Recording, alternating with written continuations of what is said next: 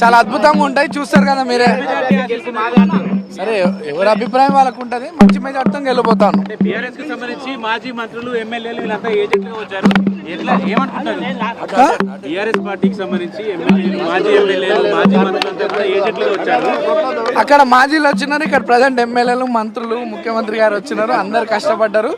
ప్రజలు కూడా అభివృద్ధి గురించి ప్రజల ఆలోచన బాగా బలంగా ఉండే మంచి మెజార్టీ వస్తుంది. మంచి మెజార్టీతో గెలవబోతారు.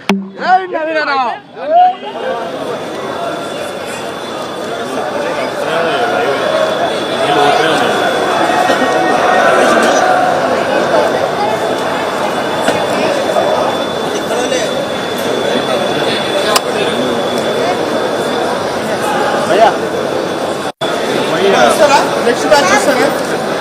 వాళ్ళు కూడా ఉంటుంది కదా, తీసుకోవాలి.